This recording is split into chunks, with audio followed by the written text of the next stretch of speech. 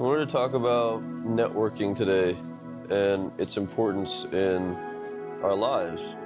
The reality is that the vast majority of people do not think about how important the other human beings are in our life, because we don't even spend the time really to better ourselves. So why would we need to go out and find better people? And the whole personal development thing comes down to a couple basic steps, guys. One is obviously developing some sort of routine or discipline. And if you can do that, start getting faith in yourself. The second step is starting to hammer out your money mindset. Right? How do you use that routine to get more resources to do what you want to do in life? The third step is probably realizing that you can't do it alone. The money mindset will help you cover really the why you're doing stuff, the how you're going to do it. But the people thing is going to help you cover how to enjoy it in the process. Our life satisfaction really comes down to some pretty basic stuff, guys. It comes down to how much time are we spending with people that we like, and what do we spend our time doing in general?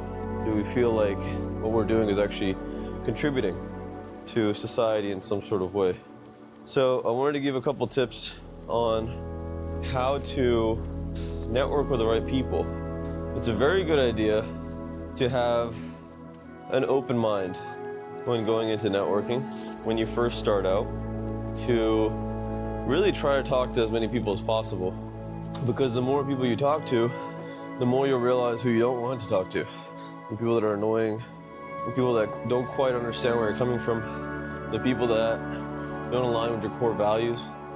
But when it comes down to those that are going to eventually end up being your best friends, or the way that I like to think about it, the walls and the roof of your house, your thought palace, the ones that impact your soul and your moral compass, the ones that you have a sense of wonder established in your life, or excitement in some capacity. When it comes down to finding those people, the brilliant folks that I've met have spent many, many years pursuing the personal development stuff, the rituals, the routines, the disciplines, the hobbies, and eventually it seems that all of the great people fall into a certain category of just enjoying what they're doing and really prioritizing enjoyment of what they're doing.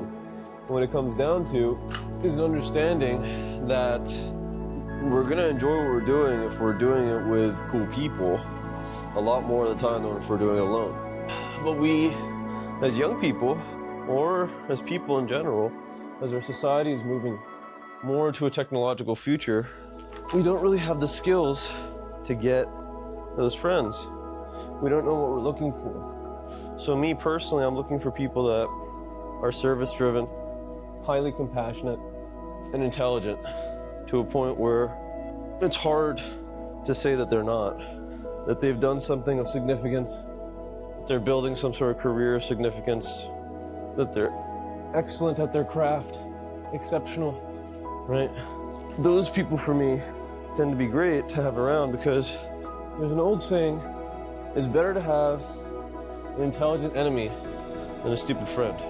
And I wholeheartedly believe in that, because a very simple fact, stupid people will mess up your life without even trying. They're not developed enough to actually understand that the things that they're doing are harming themselves.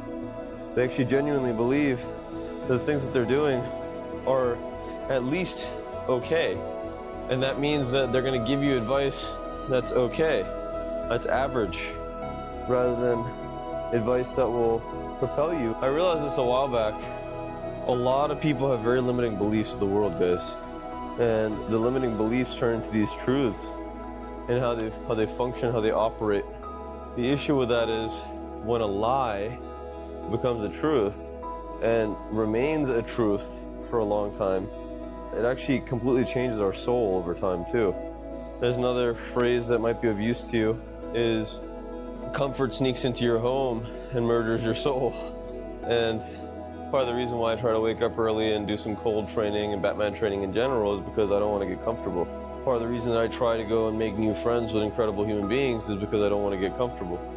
I want to be challenged, and I want my beliefs to be challenged, and I want to be surrounded by interesting people because I want to continue to grow. I want a lot of people checking me on what I consider to be true so that I can be more useful to humanity and for my business and for my family. And so when it comes to finding these people, you got to realize what level you're at, because there's the old phrase that a mentor appears when the mentee is ready. And that's, mentors, in my experience, are also going to be people that are your friends. Because when you get a mentor, it's not so much always about what they're teaching you. It's about who they are. I made a video actually earlier about this, that you cannot separate who you are from what you teach. And a lot of people try to, but it never works out because, well, it's not fun. It's not fun trying to put on an act when you're teaching people, let alone like the little things seep through and everything. It's like, again, your perception of the world. So when it comes down to trying to find people, friends, that you want to spend time with, you got to know what level you're at. Like, you're not going to be able to make friends with someone that has less time than you, really. And the reason is because you're not going to understand where they're coming from. And by virtue of that, you'll judge them rather than appreciate them. So in a very strange and real way, just like earning mentors, earning friends comes down to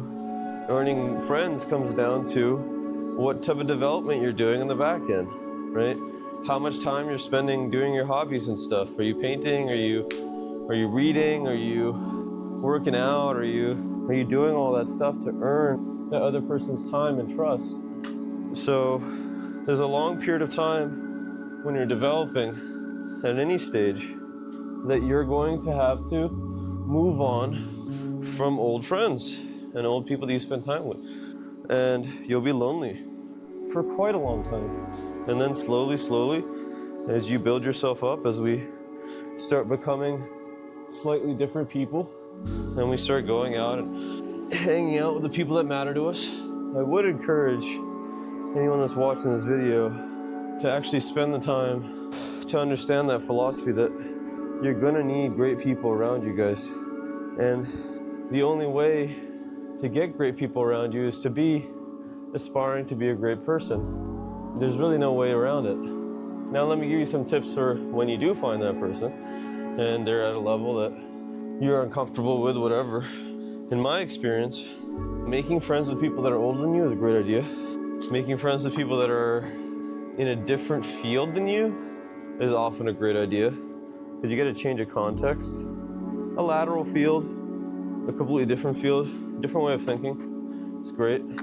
Elon Musk said something really useful. He said, what's mundane in one field is a superpower in another field. You know, why not pick up some superpowers? But when you do find them, make them feel important. You know, spend the time to tell them what you're working on, what you're interested in. Because the mundane talk, like how's the weather and all this stuff, it depends what level you're at, but you know, below average people talk about people. Average people talk about events. And great people talk about ideas. So just by virtue of aspiring to be at any given one of those levels, right, going to the conversation talking about those things, it'll be a lot easier to relate. If you talk about your ideas to these people, they tend to get curious. And that curiosity is one of my core values. And well, with curiosity, there's this chance that you guys are gonna hang out and have a really cool conversation, or like build something together, or at least like exchange ideas in some sort of way. So the concept that works in business is going to work here too, is you're trying to be valuable to that person.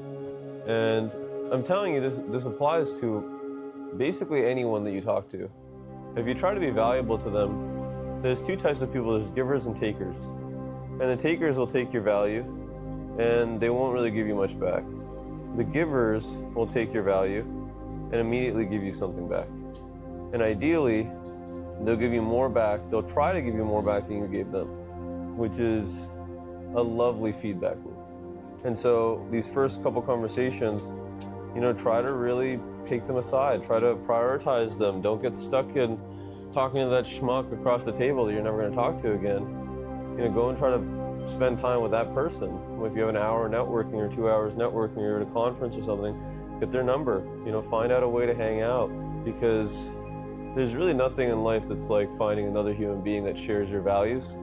And I mean, that's about as simple as it is. There's really nothing in life like finding another person that shares your values. And it will make everything else that you do so much more enjoyable, to the point of you'll wonder why you weren't always friends. And perhaps you'll get spiritual and wonder if you were friends in another life. Well, actually, pro tip, after that, if you're busy enough, you're gonna want to create something where you guys can hang out. And I've realized this even with my best friends, is consistency.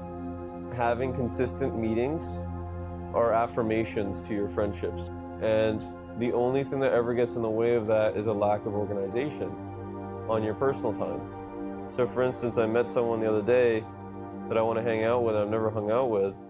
So I could go back and forth and be like, hey, what time are you free? Are you da-da-da? And end up sending like 15 text messages. Or I could create a Calendly link to hang out, and then a survey that says, how would you like to hang out?